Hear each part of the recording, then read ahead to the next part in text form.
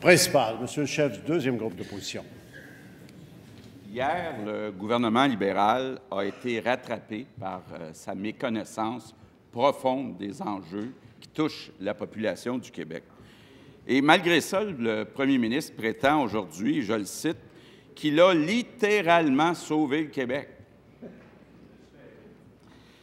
Hier, les Québécois ont choisi de le sanctionner, malgré sa modestie. Et ils lui ont dit clairement, arrêtez de nous regarder de haut. Soyez attentifs à nos préoccupations. Et le meilleur exemple, c'est le refus du premier ministre d'interdire les signes religieux pour les personnes qui sont en poste d'autorité. Jusqu'ici, il était fermé à toutes les suggestions. Et ce qui dérange le plus les Québécois, c'est l'approche intransigeante du premier ministre pour faire un compromis.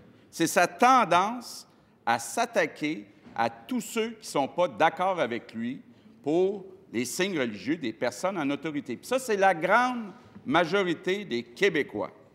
Donc, est-ce qu'aujourd'hui, le premier ministre est ouvert à revoir sa position sur les signes religieux pour les personnes qui sont en autorité? A-t-il compris hier les préoccupations des Québécois? Monsieur le premier ministre. Lorsqu'on gouverne sur la base de principes, évidemment, les orientations demeurent les mêmes. Cependant, on est toujours prêt à discuter des modalités. Il y a un projet de loi qui va être soumis à l'examen. Je l'engage à participer au débat, de proposer des amendements. Nous, on a été clairs depuis le début. Ça fait des années, personne ne peut être surpris, là. Ça fait des années qu'on dit exactement ce qu'on veut faire. Il faut absolument encadrer les accommodements.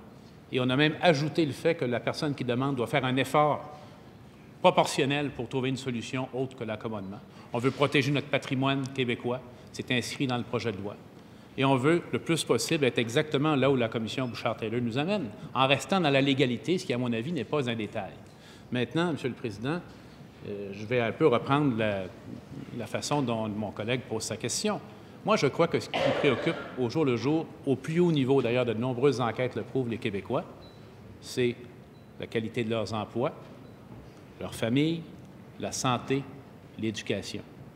Avec tout le respect que je lui dois, les questions qu'il soulève ici depuis des semaines sur l'accoutrement des gens viennent très, très, très, très bas dans la liste de priorités des Québécois. Alors, je pense qu'il faut se coller effectivement sur la population. La population demande, oui, plus de contact direct avec ses besoins. On va le faire, on va continuer, on va aller sur le terrain, parler aux gens, leur demander ce qui doit être amélioré dans les façons dont on donne des services publics. Mais on doit également, ici, parler de tous les sujets, mais parler de ce qui préoccupe le plus les Québécois. Là, ils posent une question sur le linge, encore une fois, alors que les gens veulent avant tout entendre parler de santé, d'éducation et d'emploi. Et c'est là qu'est la déconnexion, d'après moi, qui est claire. Alors, pourquoi fait-il ça? Pourquoi fait-il ce choix-là? C'est à lui d'y répondre. Première complémentaire, Monsieur le chef du deuxième groupe d'opposition. On vient d'avoir la démonstration de l'incohérence du premier ministre. Il vient de nous dire que ce n'est pas important. Pourquoi il a déposé le projet de loi 62 sur la neutralité religieuse?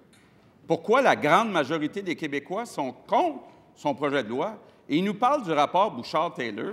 La question est claire. Est-il prêt à interdire les signes religieux pour les personnes qui sont en poste d'autorité? Oui ou non?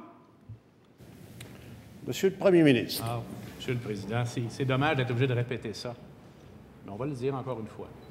Il y a au Québec pas 4, pas 6, pas 8, 0 personne en autorité qui porte des signes religieux auxquels il fait constamment allusion.